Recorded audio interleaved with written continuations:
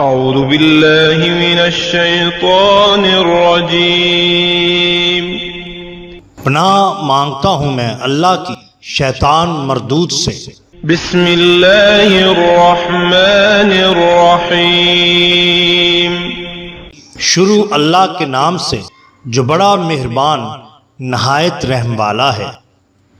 السلام علیکم محترم ناظرین، ہم اپنی آج کی ویڈیو میں چند حیرت انگیز واقعات آپ کے ساتھ شیئر کریں گے جو یقیناً آپ کے لیے دلچسپی کا باعث ہوں گے۔ ناظرین کرام، حضرت شیخ ابو سعید رحمۃ اللہ تعالی علیہ مکہ مکرمہ میں باب بنی شیبہ سے گزر رہے تھے۔ انہوں نے دیکھا راستے میں ایک لاش رکھی ہے۔ شیخ نے لاش کا چہرہ دیکھا، وہ ایک نوجوان شخص تھا۔ شیخ کو دیکھ کر مسکرایا اور بولا، ابو سعید، کیا آپ کو معلوم نہیں کہ اللہ تعالیٰ کے محب مر کر بھی زندہ ہوتے ہیں؟ وہ تو صرف ایک عالم سے دوسرے عالم میں منتقل ہوتے ہیں۔ اس طرح شیخ ابو یعقوب سنوسی رحمت اللہ علیہ کے پاس مکہ مکرمہ میں ایک مرید آیا اور عرض کرنے لگا، میں کل زور کے وقت مر جاؤں گا، یہ دینار حاضر خدمت ہیں، آدھے سے کفن اور آدھے سے دفن کا انتظام کیجیے گا۔ دوسرے روز ٹھیک وہ ظہر کے وقت حرم شریف میں آیا، طواف کعبہ کیا، پھر ذرا دور ہٹا اور انتقال کر گیا۔ شیخ سنوسی فرماتے ہیں، میں نے غسل وغیرہ دے کر اسے کفن پہنایا۔ جب میں قبر میں اتار چکا تو میں نے دیکھا کہ اس نے آنکھیں کھولی۔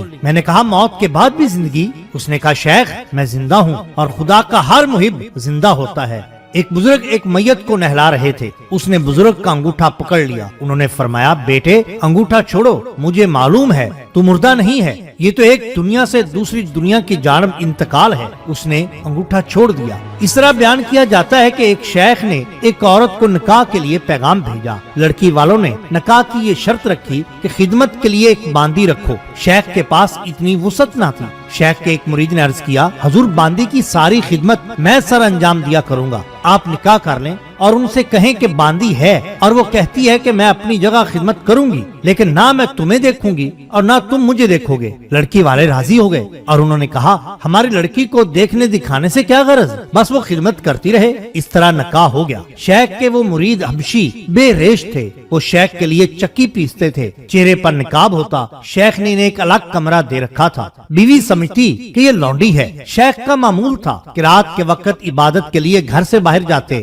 بیوی نے یہ بات ملنے والی عورتوں سے کہی۔ ان عورتوں نے کہا، کہیں ایسا تو نہیں کہ وہ رات میں تیرے پاس سے نکل کر باندی کے پاس جاتے ہوں؟ بیوی نے اس کے بعد کی شب شیخ کی نگرانی کی اور جب وہ گھر سے نکلے تو بیوی بھی نکلی، مگر اس نے شیخ کو لونڈی کے کمرے میں نہ پایا، بلکہ دیکھا کہ لونڈی نماز پڑھنے میں مشغول ہے اور چکی خود بخود چل رہی ہے۔ شیخ جب واپس آئے تو ان کی بیوی نے سارا ماجرا سنایا کہ وہ لونڈی نماز میں تھی اور چکی خود بخود چل رہی تھی۔ شیخ نے فرمایا، وہ لونڈی نہیں بلکہ میرا فلاں بھائی ہے۔ بیوی صاحبہ نے حقیقت حال جانی تو استغفار کیا اور کہا، اب سے میں آپ دونوں کی باندی ہوں اور آپ میرے مالک۔ اسی طرح بیان کیا جاتا ہے کہ ایک بزرگ فرماتے ہیں کہ میں جبل نور پر تھا، وہاں میرے پیر میں ایک ہڈی چبھ گئی۔ میں نے نکالنے کی انتھک کوشش کی مگر ناکام رہا۔ مدت تک وہ میرے پیر میں رہی، یہاں تک کہ پیر سوج گیا اور اس میں پیپ اور مواد بھر گیا، جس سے پیر کالا ہو کر بھری مشق کی طرح ہو گیا، یعنی پھول گیا۔ میں ایک درخت تلے پڑا تھا،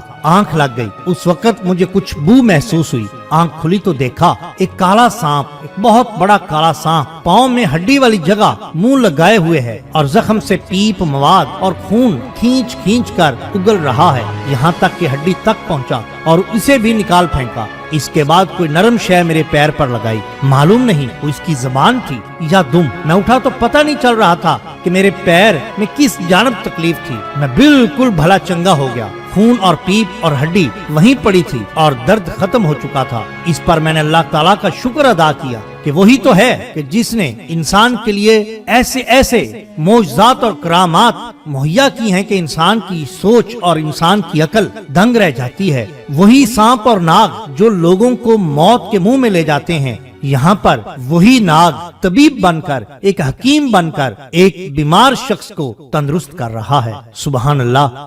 ناظرین کرام، اللہ تعالیٰ کے فضل و کرم سے اور بوسیلہ سرور کونین محمد الرسول اللہ صلی اللہ علیہ وآلہ وسلم، صحابہ کرام، تبع تابعین اور اولیاء عظام کے، میں نے اپنی مدد آپ کے تحت آنکھوں کے لیے فری ہسپتال کا قیام کیا ہے، جہاں پر غریب اور نادار لوگوں کا مفت علاج معالجہ کیا جائے گا۔ ناظرین کرام، یہ ایک بہت بڑا پروجیکٹ ہے جس میں میں اکیلا کچھ نہیں کر سکتا۔ امید ہے کہ آپ اس کار خیر میں میرا ساتھ دیں گے۔ ہمارا مقصد صرف ایک ہی ہے کہ چراغ روشن رہنے چاہیے۔ اگر آپ ہماری مدد کرنا چاہیں تو درج ذیل طریقہ اختیار کر کے آپ ہماری مدد کر سکتے ہیں۔ آپ کا بہت شکریہ۔ اللہ حافظ۔